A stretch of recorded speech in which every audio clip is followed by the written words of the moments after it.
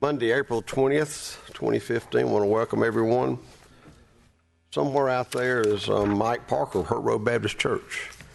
I waved at you. He's going to come forward and give our invocation and also lead us in the place of flag. So would everyone please rise.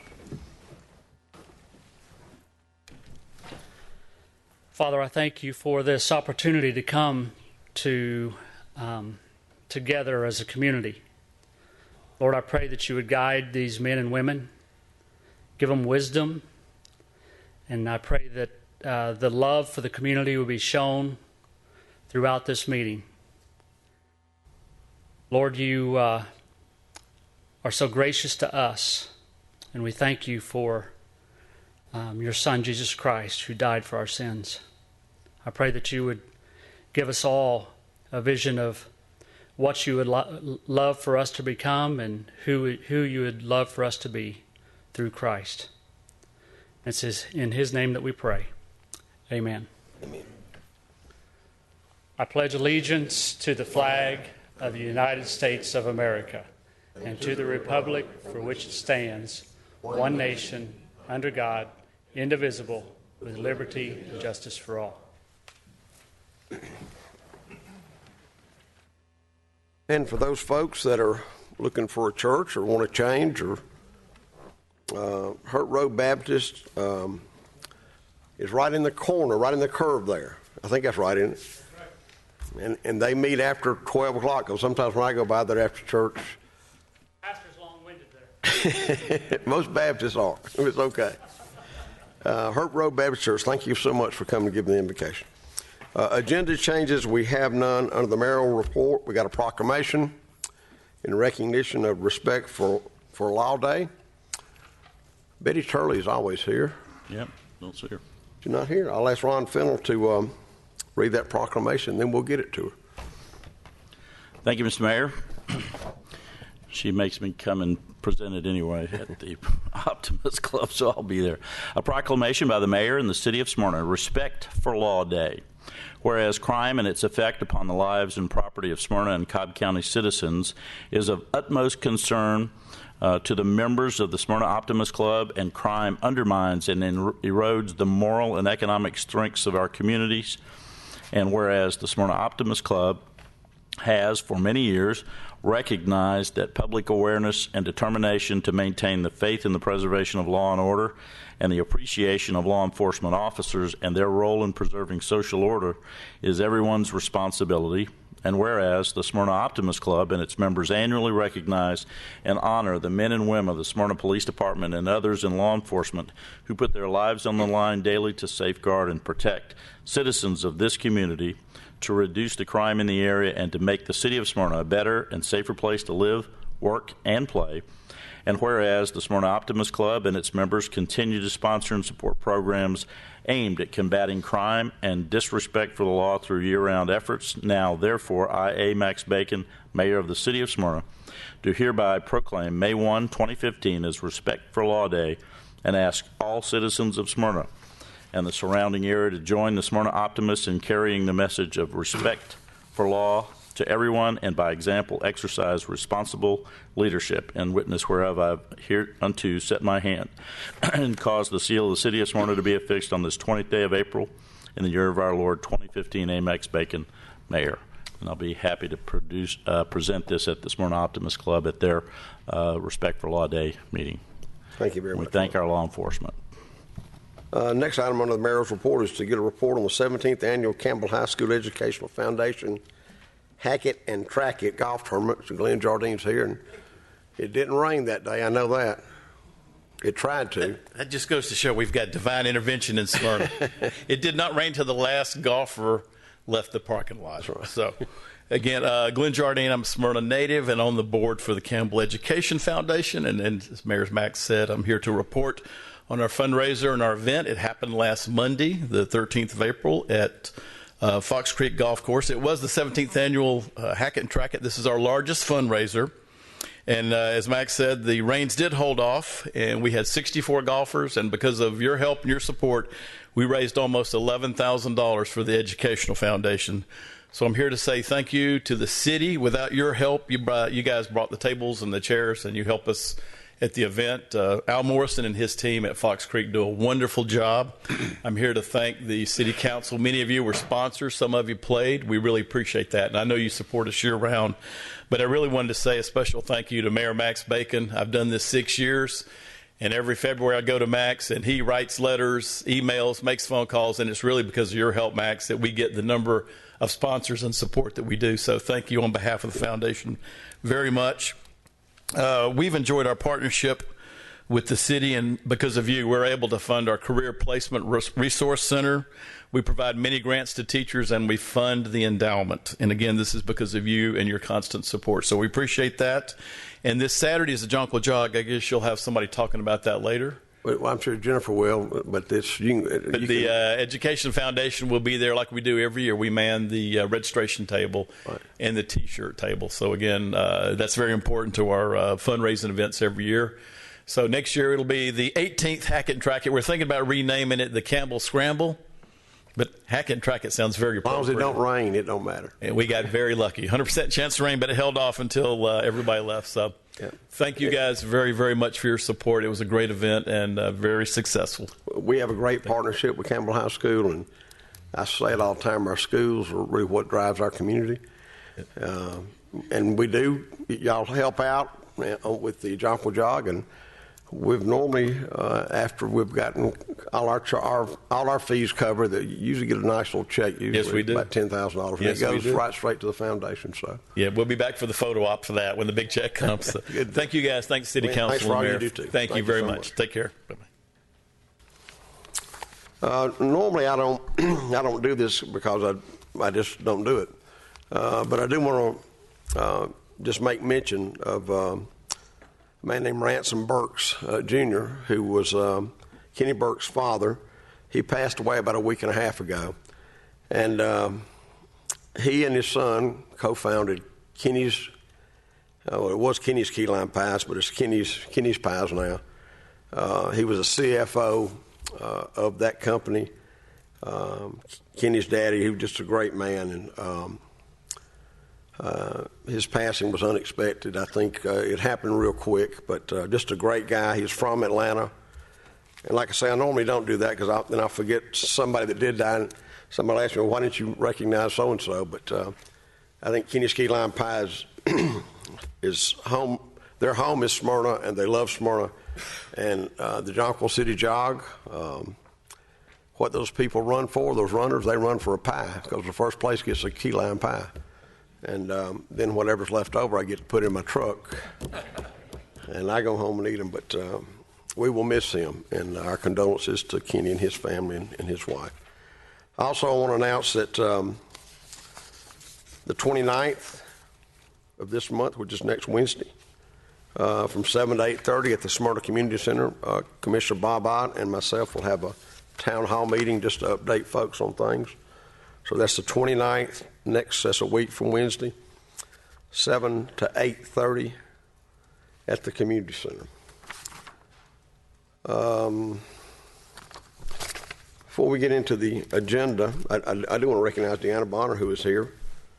She's got some of her folks here, and we're glad that y'all are here.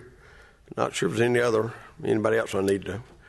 There may be the new editor of the MDJ. I just noticed that.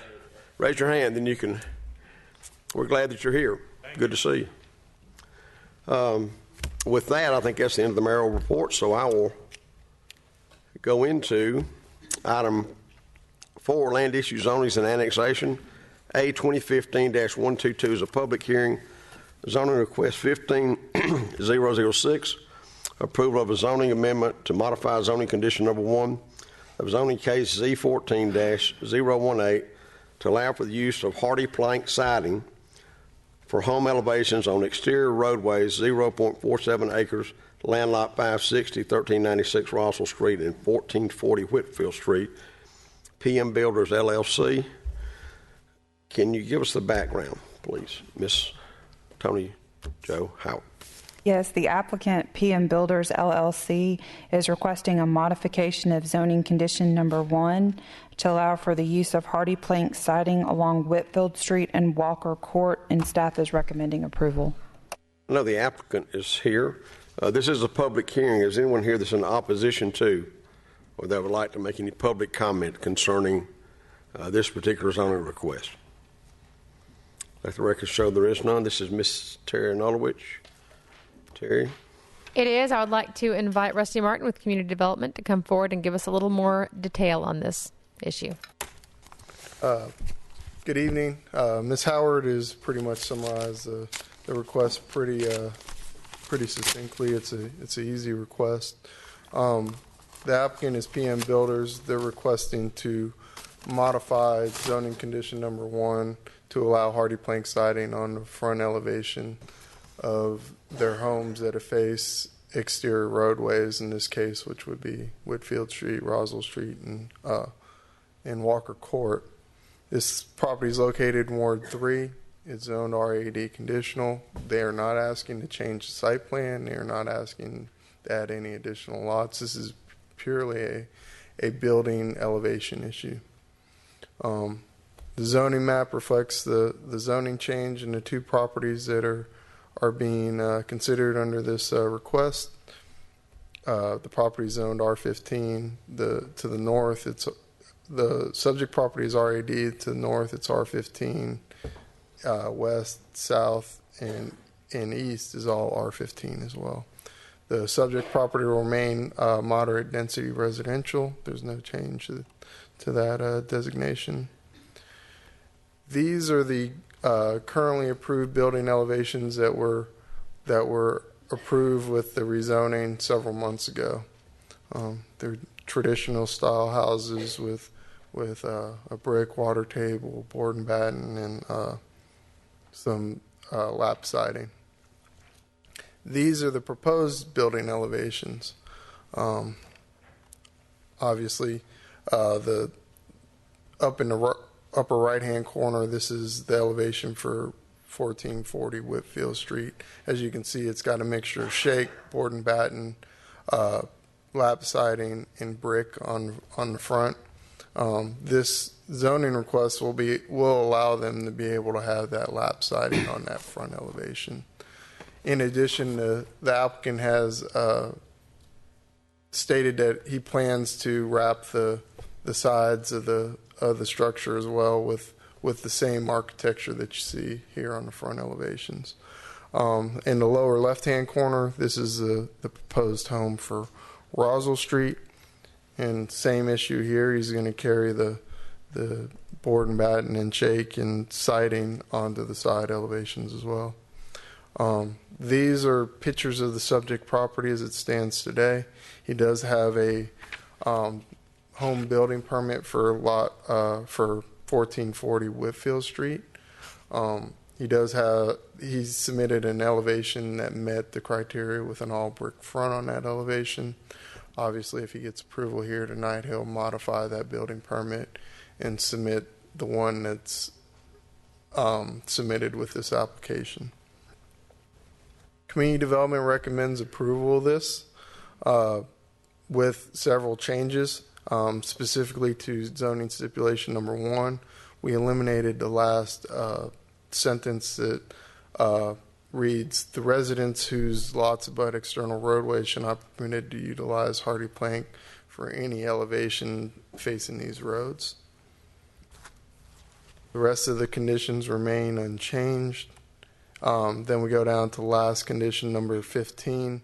We changed the date to cite the date that he submitted these building elevations that are part of this application.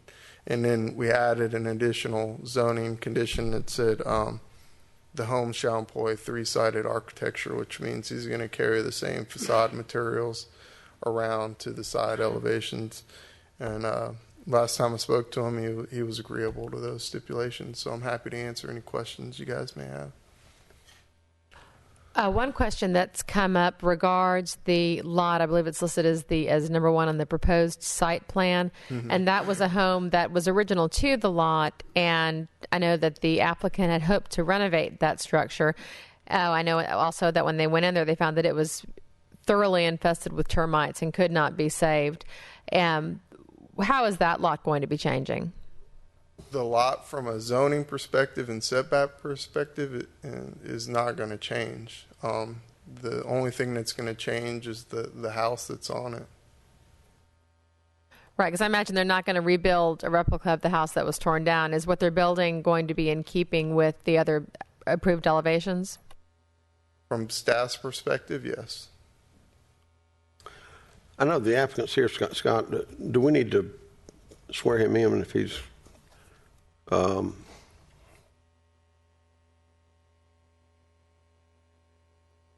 This is Brad Thompson. I do. Any other questions of Rusty? I know what your name is. Okay. Thank you, Rusty.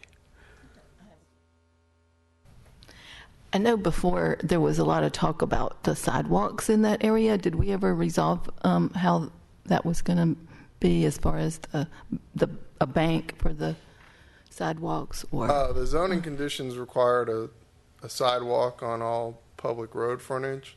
We're currently in the process of working with Mr. Thompson to resolve that issue because there's several large specimen trees along the right-of-way, so we're trying to figure out how to accommodate the sidewalk while maintaining the existing trees. Thank you. Brad, you want to just tell us who you are? And Yeah, I'm Brad Thompson. I am with PM Builders. And again, the request here tonight is just a straightforward zoning amendment, is all I'm asking for. Just so I can, the purpose in all this really generated when I, and this is just me, frankly, not paying attention to zoning conditions and zoning one. It kind of slipped by me that we couldn't use lap siding on the front of the house. And so when I got into it, I realized that to me, and this is, I try to build things that are in character with and in keeping with what's existing in the neighborhood. And although you can go out and you can find full brick fronts, there's just not a lot of them. The reality is most of the homes in that neighborhood are cottage style, bungalow style type homes that were built, many of them built 50, 60, in this case, maybe even 100 years ago. And so all I'm trying to do is, and some people say, well, you're just trying to save money. Well, it does save me some money, but that's not really my purpose here. My purpose is just try to build something that kind of keeps with the fabric of the existing neighborhood. So that's the reason for the request. any questions of Mr. Thompson? Brad, I appreciate all that you've done. Brad's been building in Smyrna for, my gosh, 15, 20 years? 20. 20? He always does a good product. So, any questions of Mr. Thompson? Okay.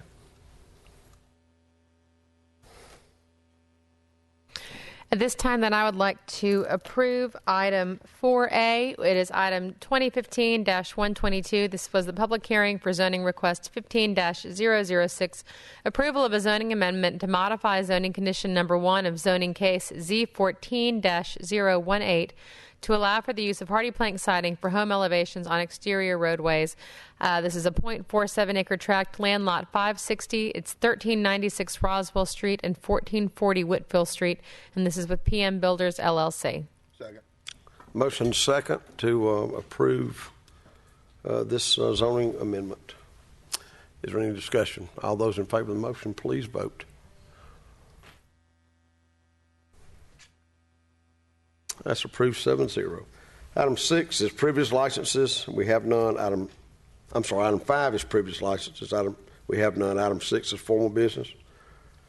A is 2015-138, approval to purchase 75 Vivu LE3 body camera charging cables from Motorola Solutions through state contract and a network attached storage server at the cost of $68,140 from the 2011 SPLOST.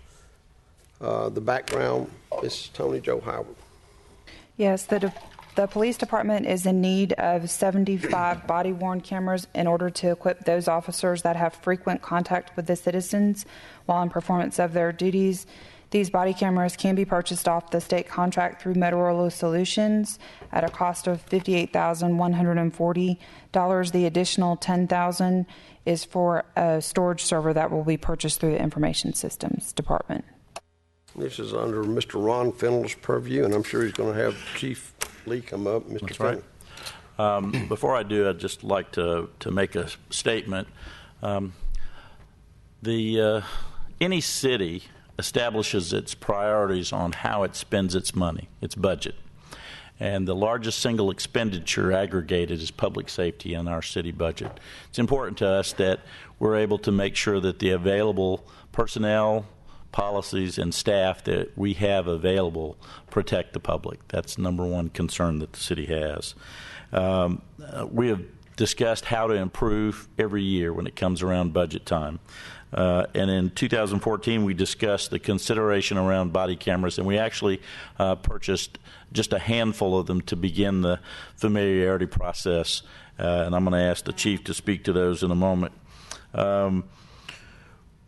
The biggest issue was around privacy that it came down to, and as many of you know, the Georgia General Assembly discussed this issue this legislative session as they have in past sessions, and the result was Senate Bill 94.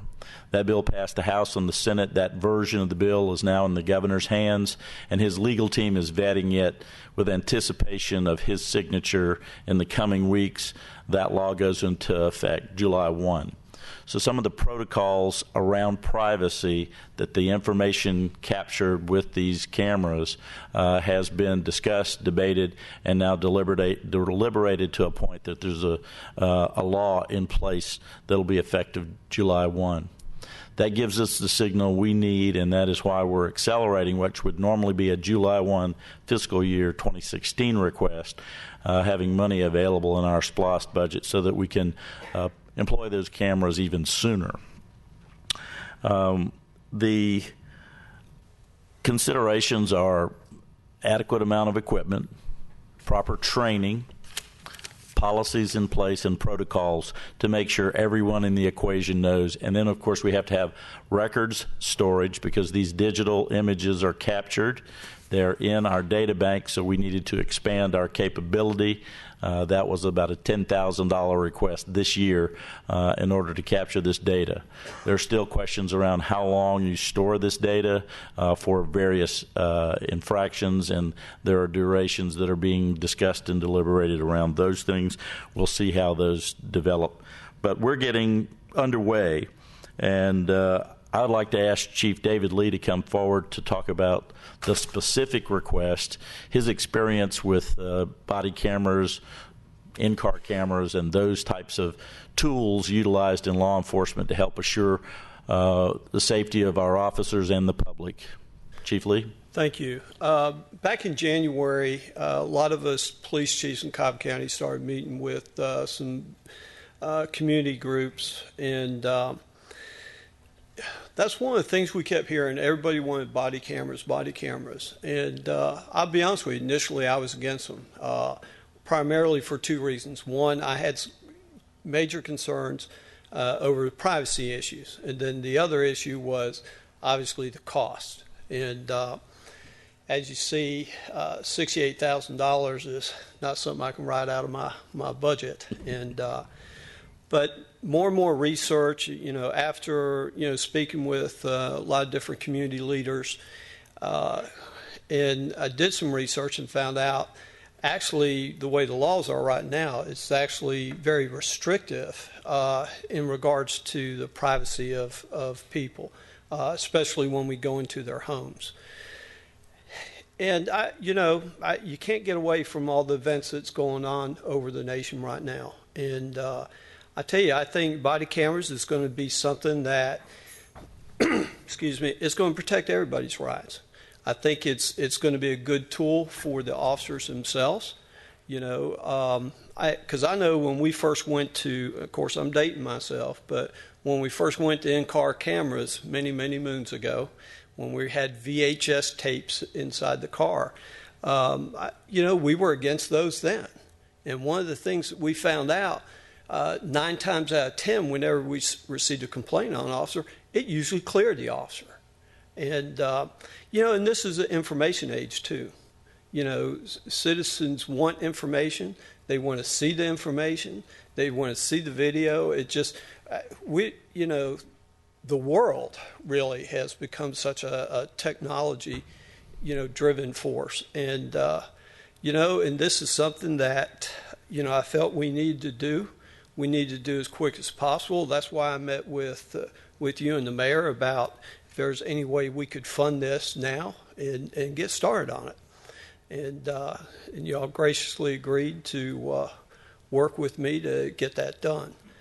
We have a committee working on actually 2 policies right now, one under the current law and one for the upcoming law. But like I said, they've just started, and they've been reviewing different policies, even policies that's been handed down by the International Association of Chiefs of Police.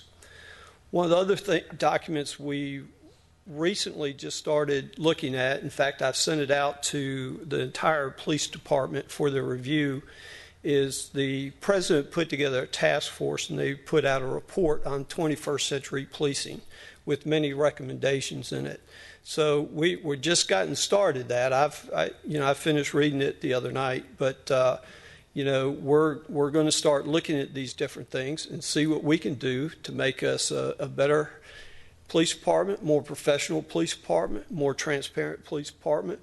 My goal is, in the state of Georgia, that every police department wants to see what they need to be doing the right thing, so they come here to Smyrna and see what we're doing, because we're going to get there. We're going to be there. And I think this is just one of the necessary steps we need to take to bring us into this time period. Chief, should we approve this item tonight, give us a timeline as you expected on acquiring the equipment and then training and putting policies in place that will allow this equipment to be utilized on the street? Well, we can get the equipment within 2 weeks, but I would say more realistically, it would probably be 6 to 7 weeks before we put out, to make sure that all of our policies, obviously we'd have to give policies to the city attorney, and then we would also pass it out to all the elected officials to make sure that we're there legal as well. Now, I understand Powder Springs, with a department of about 34 officers, has been utilizing these body cameras for about a year now? No, not quite a year. It's only been about 4 months. 4 months? Yes. Have you heard any anecdotal feedback from them yet? Chief Robinson, well, he's only been the chief there for a short time now. Chief Charlie Sewell was there before that, but they like them, and they've had some really good results with them. Okay. Mr. Mayor, if there are any members of council with a question. This doesn't replace the dash cam, though, does it? It's still... Oh, no, sir. Dash cams will still be there. Right. Okay. Chief, thank you. Hold on, Ms. Nulowich. Yeah, I just wanted to comment. I had documented my displeasure earlier this year with the legislature because they were thinking about introducing a mandate that everyone needs to purchase body cameras. I don't have a problem with body cameras. I agree with the views of Chief Lee as presented tonight. I have a problem with unfunded mandates, however, coming from the legislature. I very much like that we are doing this independently without any kind of mandate. There's no such thing as a funded mandate from the legislature, regardless. No, ma'am. And I think we're making the right move tonight. Thank you for everything you've done to get us here tonight. Thank you. And Chief, thank you. The 75 cameras that come in and we put in the field will cover all of our officers who are interacting with the public, as I understand it. Is that correct? Yes, sir. That's correct. Any other questions, comments? Okay. Thank you. With everybody having these, that most of which have a camera device on them, sometimes we have to let the privacy issues and the relationship between, our fathers, the city governments, our creations of the state legislature. We're trying to follow according to some directives that's sometimes slower than we want it to be. And while we want to be innovative and ahead of the curve, sometimes we have to be patient in that process. And we're there now. So thank you very much for your diligence, and thank you for the work that the public safety officers provide to all of us who have businesses, who work here, live here, and play here. Thank you. Thank you, sir. Mr. Mayor, I hereby move to approve 2015-138, the approval to purchase 75 VView LE3 body cameras, body camera charging cables from Motorola Solutions through the state contract, and a network-attached storage server, and a total cost of $68,140, which will be funded from the 2011 SPLOST funds for public safety. Motion is second. Is there any other discussion? All those in favor of the motion, please vote. It's approved 7-0. And to Tony Joe Howard, one of our acting city administrators, thank you for finding the money that you said was not there. She's good about watching our pennies, so thank you very much. Item 7 is commercial building permits, and we have one. It's the approval of the issuance of a commercial building permit for 1155 Concord Road for the construction of 22,661 square feet office building, land lot 485 and 486, 1155 Concord Road, Peacock Partnership. You can give us the background or the amount. This is the steel structure on Concord Road everybody always asks about. Finally. Yes, this is the commercial building permit it'll be an office building called Smyrna Heights Pavilion. The estimated cost of construction for the building is going to be $1.4 million, and Peacock Builders is the contractor for the project. Good. Is anyone here from Peacock Partners? You okay? We're glad to see that's getting ready to happen. That's Mr. Corky Welch. That's in his district. Thank you, Your Honor. Rusty, do you have anything else to add to Tony Joe's report? With that, Mr. Mayor, I'd just like to say I'm very happy to see this come before us. This was one of the first things that we did as a new councilman on this board, and it was somewhat difficult of a decision at the time to go out and buy the property. We bought it.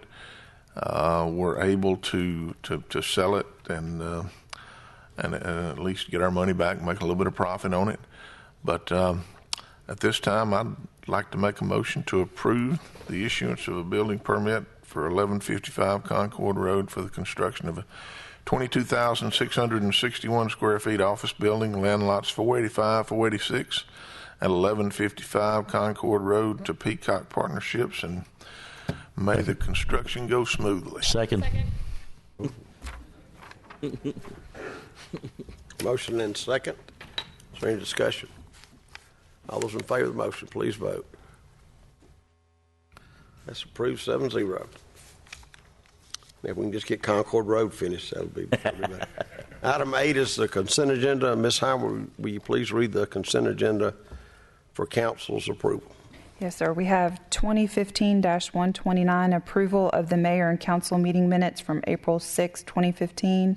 Item 2015-121, approval to award RFP 15-032, Windy Hill and Atlanta Road intersection improvements to the lowest bidder, Vertical Earth, Inc., for $2,135,258.50 from the 2011 SPLOST, and to authorize the mayor to execute any related documents. Item 2015-127, award RFP 15-038, automated door locking devices for Parks restrooms to Kind All Systems for $18,893.80, and to authorize the mayor to execute any related documents. Item 2015-128, approval to award bid RFQ 15-040, ammunition to Smyrna Police Distributors for items 83295, 9754EL, 86295, CC124603, 90235, totaling $10,800, and award to Clyde Armory, Inc. for training ammunition item 90238, totaling $12,870. Total price for both awards is $23,670. And item 2015-116, approval to use council chambers on April 22nd, 2015 from 6 until 9 p.m. for the Vinings Forest Annual HOA meeting. Your Honor, I move approval of consent agenda items A, B, C, and E.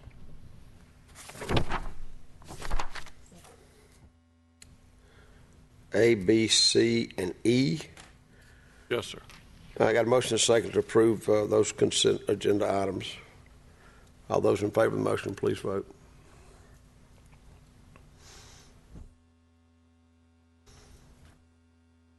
All right, can I entertain, that's approved 7-0. Do I entertain a motion to, Mr. Mayor, I move approval of item 2015-128, the approval of award bid RFQ 15-040 ammunition to the Smyrna Police Distributors for items 83295, 9754EL, 86295, CC.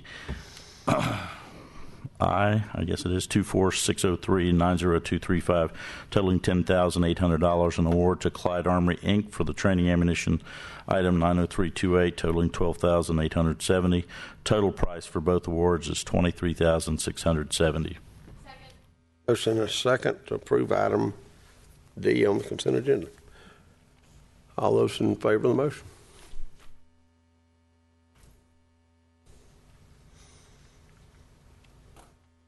It's approved 6-1. Mr. Orlando votes in the negative. Committee reports. We'll start tonight with Miss Melanie Pritchett. We'll go this way. Mr. Ron Fillon then. Thank you, Mr. Mayor. It's my pleasure to chair the Public Safety Committee, and as we have spent a considerable amount of time over the years talking about storms are a key element of how we have to cope with Mother Nature here, and Fire Chief Roy Acree is here to talk to us about a couple of elements related to the recent weather episode we experienced and some preparatory work that families in Smyrna can do and what the department is doing currently. Chief? Thank you. Good evening to everybody. I thought that now would be the perfect time, given that if you were probably anywhere within shouting distance of the city of Smyrna yesterday morning around 9:30, you probably heard the activation of our severe weather outdoor warning sirens. And I wanted to take an opportunity to take a minute to talk about our activation policy with regard to those sirens. There are two things that would trigger the activation of our warning sirens. One, obviously, would be the issuance of a tornado warning by the National Weather Service. In addition to that, the second and final trigger point that we utilized yesterday is something that a policy that we've had for a little more than 20 years, along with many other cities and counties within the state. We follow the National Weather Service recommendations in that an additional reason why communities should activate their weather sirens is if you have the couplet, if you will, of two special conditions. And that's what we saw yesterday. We were under a tornado watch, as most of Georgia was at the time.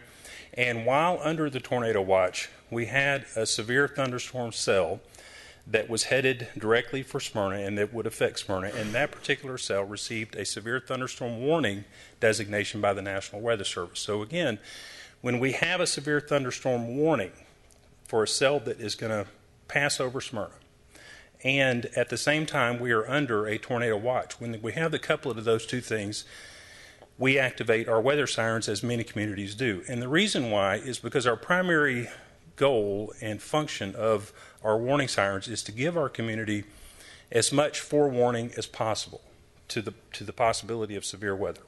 And I've been guilty in the past, as everybody else has, is we just refer to those as tornado sirens. And most of the time that's what we do, that we sound during a tornado warning. But really they are severe weather outdoor warning sirens. And yesterday morning we activated our sirens based off the policy, following the policy that we've had for 20 years. And I wanted to, I'm not glad that we saw the severe weather today, don't misunderstand, but it's a perfect opportunity to give you a little bit of reference. Today, just a few miles north of us over the city of Marietta, the same exact couplet of circumstances that I just described happened. And the cell that was just north of us that was over the city of Marietta had a severe thunderstorm warning attached to it, and then it eventually received a tornado warning. Now, had that cell passed over the city of Smyrna, just a few miles south than the way that it did today, we would have activated our warning sirens a full 8 minutes before that storm received its tornado warning upgrade from the National Weather Service. And 8 additional minutes to give our citizens, our business owners, the visitors to the city of Smyrna, 8 extra minutes to be aware that something was going on and to be able to take some type of action. So that, I just wanted to take a minute and use this opportunity to explain our policy and why we do that. Chief, talk about the regular siren when that sounds, so everybody is aware on a monthly basis. The monthly test. The monthly test is noon on the first Wednesday of every month, assuming that there's no inclement weather. If it is even raining, even if there's not a possibility of severe weather, but just rain, we postpone the audible test. Now, the sirens that we've had for about 10 years now are digitally controlled, and we have the ability to activate and test those sirens silently. As a matter of fact, of course, it's all controlled by a computer. The computer talks to each one of our 10 warning sirens 5 times every minute, 24 hours a day. So we have a constant knowledge that our system is ready to go. But we do that every Wednesday. We do the audible test just to let everybody know that it's the first Wednesday of the month and our sirens do in fact work. But that's enough about that. We're excited about this weekend. Looking forward to the Jonquil Jog and the Jonquil Festival. We surely hope that everybody watching comes out and enjoys it, and we're keeping our fingers crossed about a nice, pretty day. We'll see what happens. We're going to be there, and I'm told that we're going to be just out front. We'll have our tent and our booth just out front of City Hall.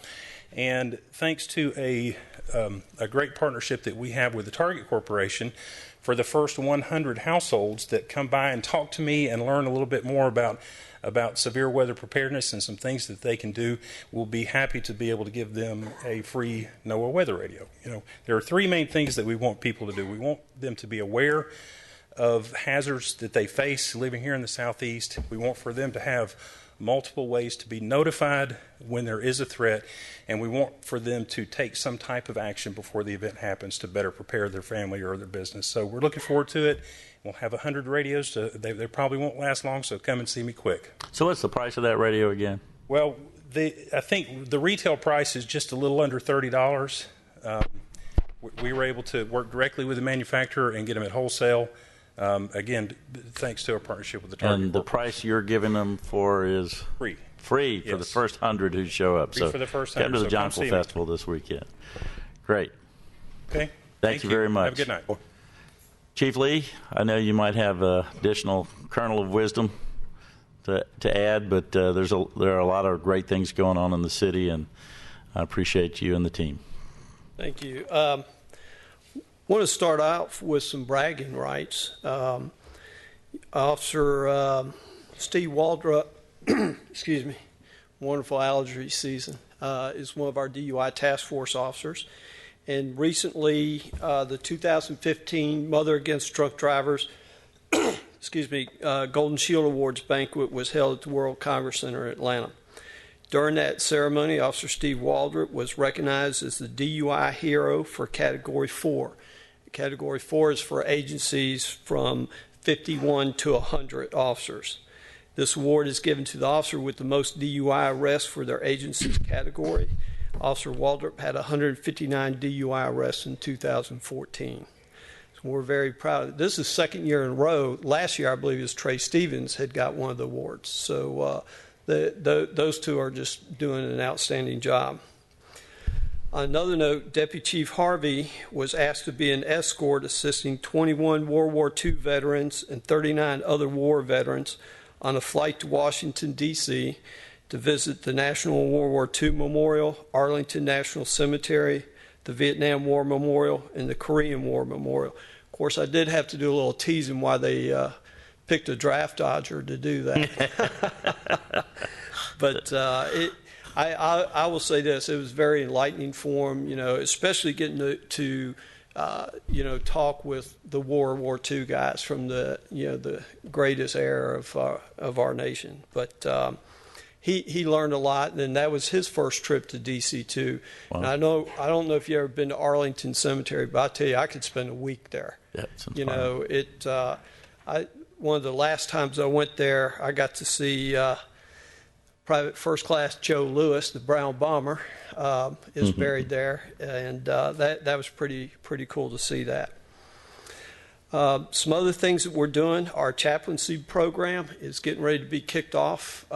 We've invited 6 churches right now to get involved in it. What we're looking at doing is having 6 chaplains I know the fire department only has one, but, Well, we do things bigger, better. But actually, we want them. maybe they need more help, right, Chief? I guess I set myself up for that one. But, we want them riding with the officers and, being there for the officers, being there for the public. And we have a lot more things that we want out of them than what the fire department does. And then one of the next things we're working on right now is to do a Citizens Police Academy only for clergy. And it'll be a little bit abbreviated because they stay pretty busy. And as soon as we get the dates lined up and in the location, typically we have them at the police department, but when we do this one, we're going to try to be able to take as many people as we can. So we may end up having it at the community center instead of the police department. Right. But we're real excited about that. On a crime prevention kind of thing, with the weather getting nicer, well, except for our recent Seattle, Washington weather here, more people will be getting out, enjoying our parks and places like the Silver Comet Trail. And we want to remind everybody, leave your valuables at home or secure them in the trunk of your car.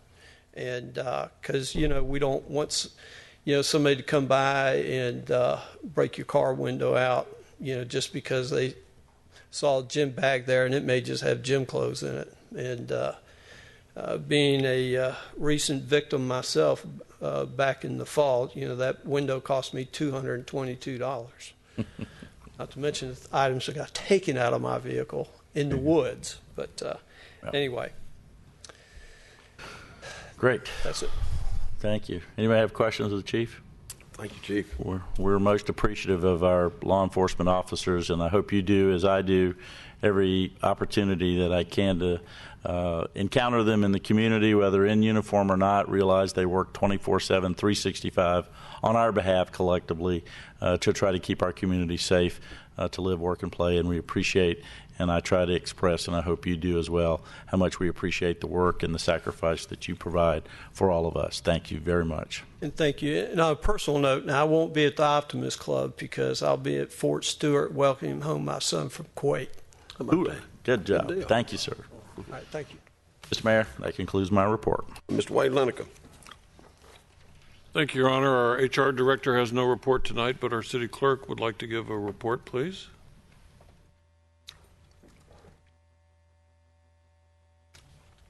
Ms. Terry Graham. Thank you. Good evening. I have a report for court services. In March, there were 899 citations received and processed for court dates. There was 716 cases that ended up on 9 dockets. There were 247 cases that paid prior to their court date, and 106 defendants failed to appear for their court date. We had a total of 360 defendants pay with our online payment system. For the clerk's office, we had 35 multi-departmental record requests, tracking, redacting, and dispersing all of those records. Police Department in March had 94 open records requests, tracking, redacting, and dispersing of those records. Court Services had 34 open records, mostly for dispositions. I also wanted to talk about the election that is coming up in 2015. The election will be November the 3rd, 2015, which is a Tuesday, the first Tuesday in November. All elected positions will run during this election. The terms are 4 years. Qualifying dates have been set for August the 31st through September the 2nd from 8:30 a.m. to 4:30 p.m. and from 12:30 p.m. to 1:30 p.m. They will be closed for lunch. We will be holding qualifying for 3 full days. To qualify for mayor, the qualifying fee is $756, and to qualify for each ward seat, the qualifying fee is $567. For more information regarding the upcoming election and qualifying requirements, please go to our website at www.smyrnacity.com. And that's all I have. Any questions? Thank you very much. Okay, thank you. Thank you. I do look forward to meeting with the Vinings Forest homeowners this Wednesday, April 22nd, for their annual HOA meeting. Be good to see those folks again after a year. Max mentioned Ransom Burt's passing away, and that is a tragic loss for our community. I also want to mention a World War II veteran who passed away a week ago, and that was Marine Corps veteran Wendell Lowry, 96 years of age, lived in Forest Hills. He served on Guadalcanal, Bougainville, and Okinawa. And most people today don't know where those places are or what happened, but if you do any research, those were big-time, knock-down, drag-out kind of fights. And Wendell was there and survived all three of them. He's a former speaker at our Memorial Day ceremony, and he will be greatly missed in our community. 96 years of age. He was born on Christmas Day in 1918. Speaking of Memorial Day, we do have a program coming up. The last Monday in May starts at 9:30. Next door here at the Veterans Memorial on the Village Green. Encourage all citizens to attend the ceremony. Bring your family, bring your friends. It is open to the public. We'll have more details, I'm sure, coming up. And finally, there's always talk about, the youth of today not being as up to the same standards as the youth of whenever. And I'm sure most of us get tired of hearing that. Because frankly, kids are kids, and the kids today are probably the same as kids when we were kids or kids when anybody else listening was a kid. But some of you know that I'm coaching as a volunteer coach at Campbell High School, the boys lacrosse team.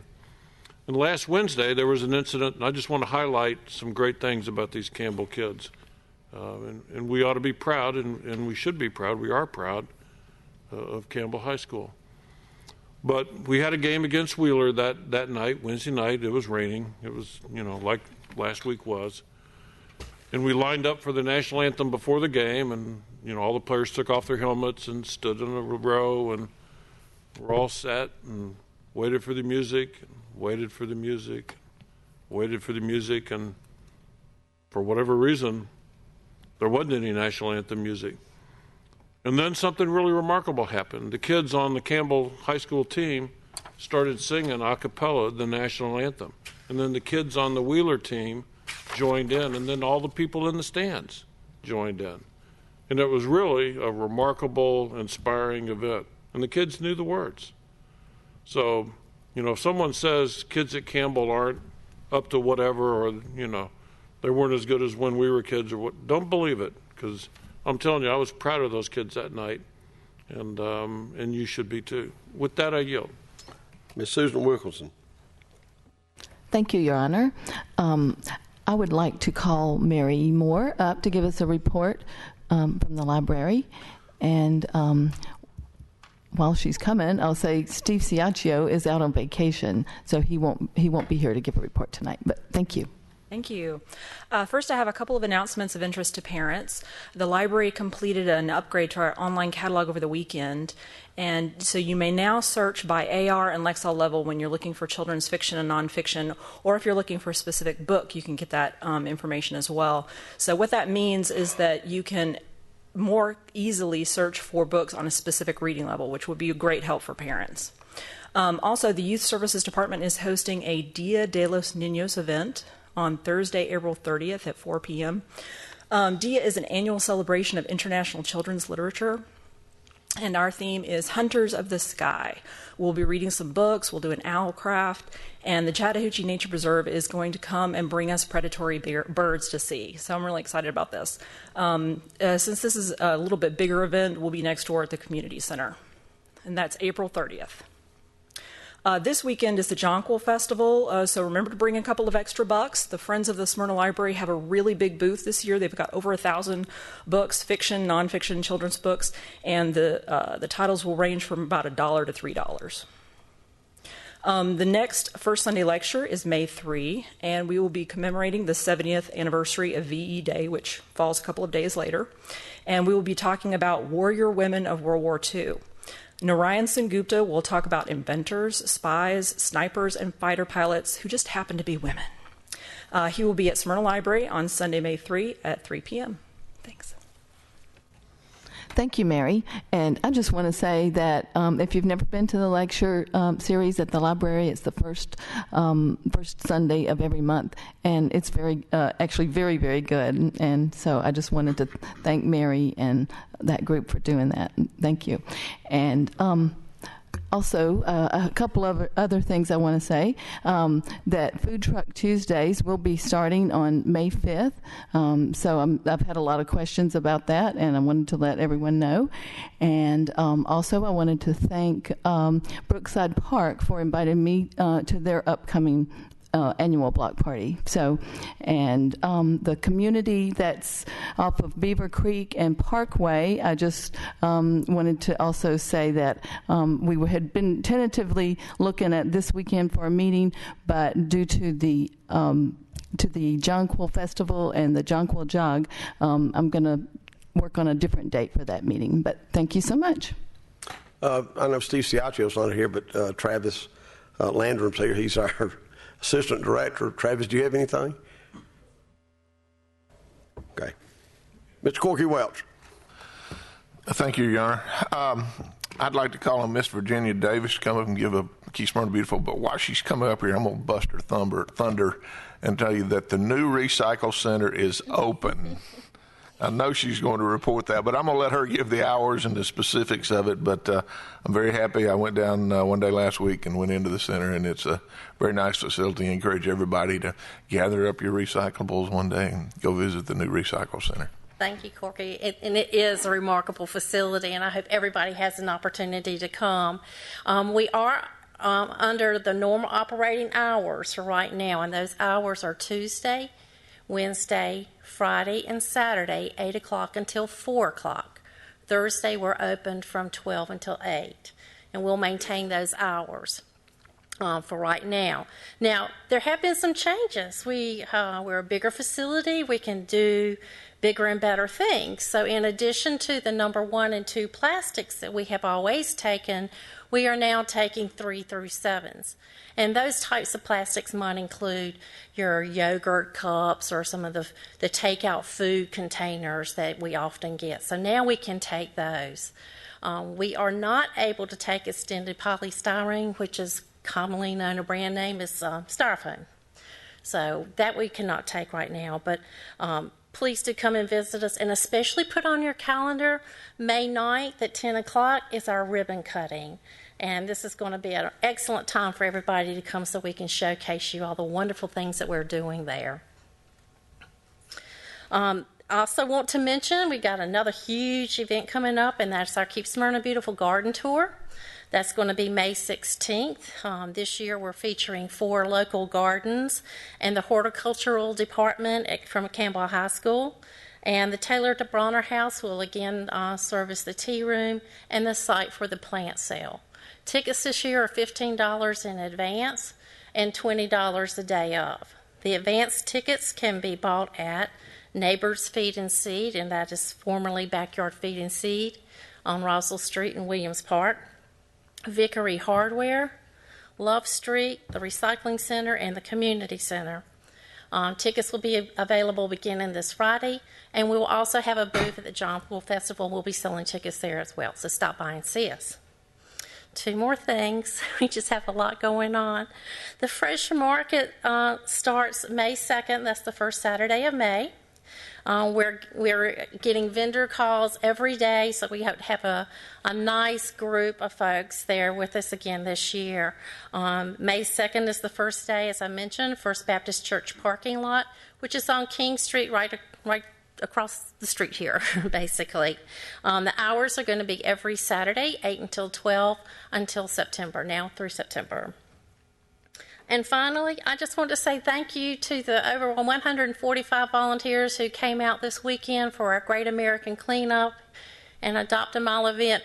We had bit of sunshine on that Saturday morning, where we were struggling with rain the earlier days, but we had 145 come out, and I especially want to thank the Keep Smyrna Beautiful Board of Directors who provided all the food for our volunteers. It was a very nice event. We all had a grand time, but thank you all. Do you have any other questions? Thank you very much, Virginia. You're welcome. Thank you, Virginia. With that, I'd like to call on Scott Stokes from Public Works. No report this evening. With that, Mr. Mayor, I yield. Ms. Terry Nulowich. Thank you. I would like to invite Jennifer Bennett to come up to give an update on community relations. There are a lot of events coming. You've heard a little bit about a lot of them, and now you're going to hear a little bit about a lot more. Yeah, there are a couple of things we do a lot of. One is the events, and two is telling you about them, which brings us to what you should have seen in your water bill, your event calendar. We put that in the water bill every year about this time. It's full of wonderful things going on in Smyrna, which includes, if you haven't heard, a Jonquil Festival this weekend. If you don't get a water bill, you can contact your council person. They have a PDF that they can distribute to you. It has a link back to the city website and also social media. But you can also email us, and we'll try to get that out to you. The link to social media is a big deal. We push out lots and lots of things to social media, things you'll see on the website, plus some other things that you may not see on the website, awards that come through the departments, things that come out of public safety, weather reminders. We had one today. Please sign up for Nixle. You don't have to be on Facebook to follow it, but if you make a habit of looking at it, you may find that you like it. We love communicating with you. You can ask us questions sometimes through that social medium that you don't get in printed pieces or off the city website. So back to this weekend. The Jonquil City Jog starts at 8 o'clock on Saturday. It goes down Atlanta Road and it flies back down to the downtown. The first place winners in 15 age groups from 8 and under to over 70 get a key lime pie from Kenny's Great Pies. The event raises money for the Campbell High School Educational Foundation, and as Mayor Bacon referred to earlier, we have been raising $10,000 each year for that foundation. You can sign up at active.com through Thursday, and please try to do that by noon. If you can sign up ahead of time, that helps us a lot. In the next couple of days, we'll be ordering, if we haven't already, our T-shirts. We can accommodate same-day registration, but we may not have your size T-shirt if you don't register ahead of time. Now, when you register, you can register as a timed runner or an untimed runner. Go to smyrnacity.com, look for the event listing, and it'll guide you to everything you need. With the Jonquil Festival, we get started at 10 o'clock. As the Jonquil Jog is ending, the festival begins. It's bigger this year than ever before. We have 175 artisans, about 15 food booths. We have some extras this year, or some new things.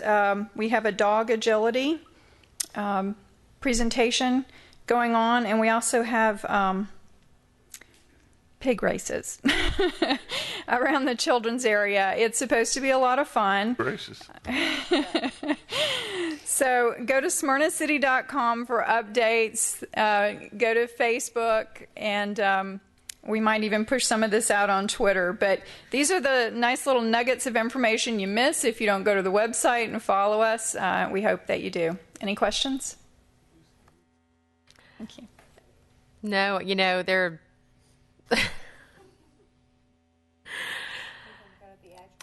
It had better be, Mary, you'll get this. It had better be some pig. I don't think any of this personally. I'm trying to remember everything else that Charlotte said about Wilbur. He was some pig. He was, what else was he? Something about ribs, spare ribs or something. No. The only children's literature you regularly reference up here is the Dumb Bunnies, Your Honor, so I'm just going to stick with my E.B. White references over on this side of the dais. And I can't remember. It'll come to me as soon as I leave.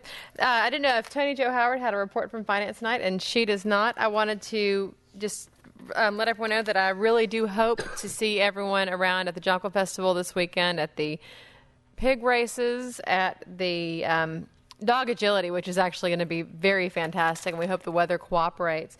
The only other things I wanted to mention was just that the art show, the Art in the Park at the Taylor Bronner House this past week was another smashing success. There is definitely an appetite for culture and for arts here in the Smyrna community, and it is wonderful that we have so many volunteers and so many local artists and artisans who are willing to share their talent with the rest of the city. It's something that I think will hopefully be here again next year. With that, I yield. It's Andrea Bluestein. You know, it's really not easy to follow the dog agility group. But anyway, Mr. Sudworth is out of town, and I'm assuming that we don't have a report. Rusty's shaking his head. No, we don't have a report from community development tonight. The only thing I wanted to mention was Ward 2, I am having a meeting Saturday, May 16th, from 10 to noon at the Smyrna Library, and I do hope that as many as possible will take the time to attend. And thank you. With that, I yield. Ms. Melanie Pritchett. Thank you, Mr. Mayor. You usually call on me last, so you caught me tonight, but thank you for letting me go last. For those of you who are in the audience who don't really, maybe haven't heard of the Smyrna Vision program, I'm the chair of the Smyrna Vision group, as well as Terry and Ron are on that committee. Back in January, we voted and approved to do this project, and it's the citizen-driven. The city council, the mayor, was very active in deciding that we needed to hear from the citizens about what they would like to see in our city in the next 10 years. We think we, have a great thing going, but we also need some planning for future, and that's what we've been doing, and we've had great success with that, and I'm going to give a little bit of information. There's some inaccurate information that's being put out, and I want to set the record straight. The most recent stories about Smyrna Vision that are being told are inaccurate and false, seemingly being used by a misguided person who believes that he is furthering his political career. The inaccurate statements, number one, is the council never voted on the vision process. The council did, in fact, vote on the vision process on January 21, 2014, and the hiring of the consultant Market Street. The vote was 4-3. In all of my years on this council, Smyrna has never done any project using taxpayer money and or without a vote of council. The second statement, only 60 people are making all the decisions for the entire city. Now, I have no earthly idea where that number came from, but I want to read the Smyrna Vision Plan by the numbers. 300 plus people on the original invitation list, 44 people invited to be on the steering committee, 28 people on the final steering committee, 13 focus groups that were made up from 5 to 10 people, 20 one-on-one interviews, 1,763 online survey participants, 5 work groups, and 1 executive committee. 170 people attended kickoff meeting here in the City Hall on 3/24. At that meeting, 100 people signed up to work on a work group and to work on this process. So the vision process is underway, and we're very successful. So it just disturbs me that people get inaccurate information and put it out there. So you've got this tonight. If you want more information, you can contact me, and I'll be happy to give you the information that I have. One last point I would like to make tonight is, having been on numerous boards and committees, the statement majority rules simply means just that. The assumption that all will continue for the good of the cause. Everyone has a right to their opinion, but in deliberately not supporting the whole is just not right. So if you're on the losing end of a vote, you should still support your group. And with that, I yield, Mr. Mayor.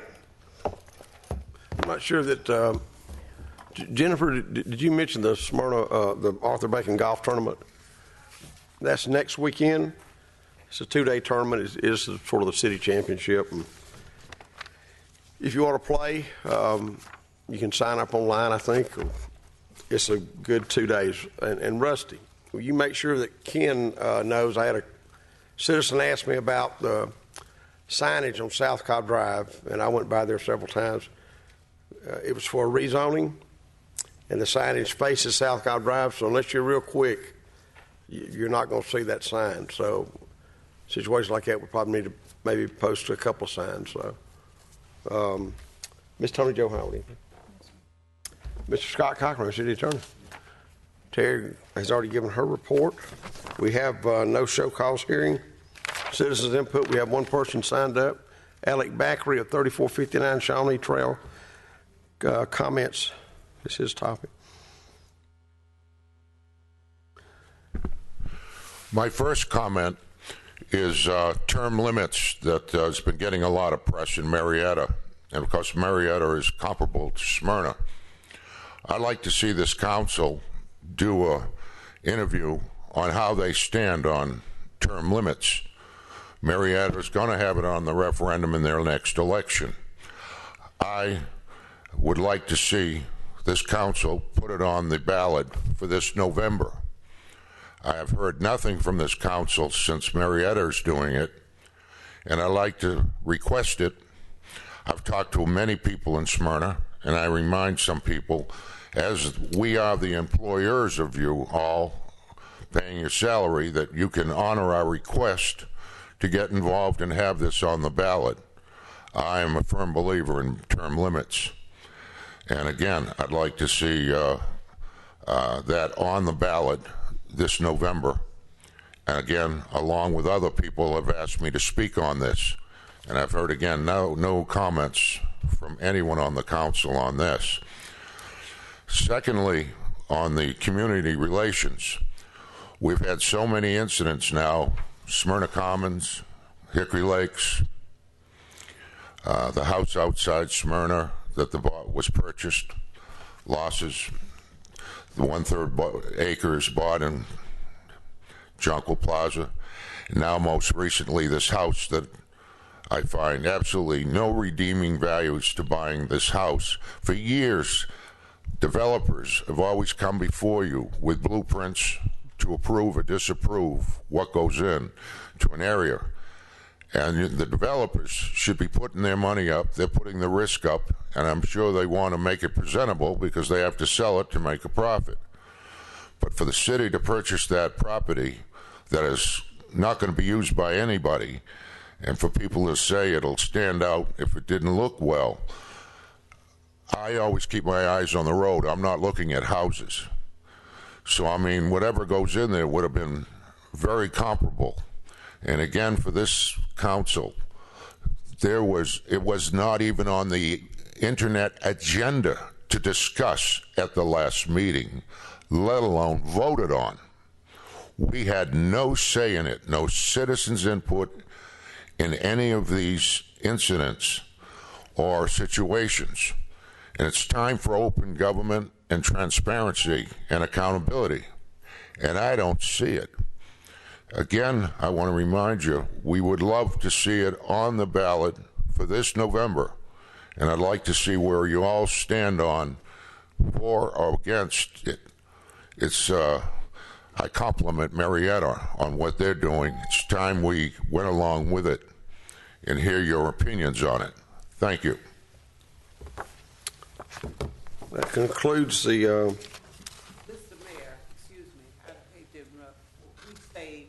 Did we make a comment? We didn't know. Yeah, did y'all not know about... Yeah, I'm going to make an exception. Normally don't, but y'all probably didn't know about our procedure. We stayed to say thank you to Smyrna, to the mayor and the city council for the 7-0 vote on body cams, because it was something that we were concerned about, and we are just here to say thank you for doing this, because we think that it certainly will take a lot of steam out of things that may not be perceived, but having body cams here in Smyrna, Ron, thank you all so much. We do appreciate you all doing that. Hey, y'all come back anytime. I mean, Yeah, well, I don't know. It's hard to get to Smyrna. Thank y'all so much for showing interest, and I know that David Lee thinks a lot of coming from Marietta. He thinks a lot of you folks from Marietta. So We had meetings with all of the chiefs here in the city, and as Chief Lee said from the beginning, there was some kickback on body cams, but we know that it's going to be a win-win for all of us. So, yep. Thanks. Thank y'all so much. Any other business to be brought before this body? If not, I close this meeting adjourned at 8:45.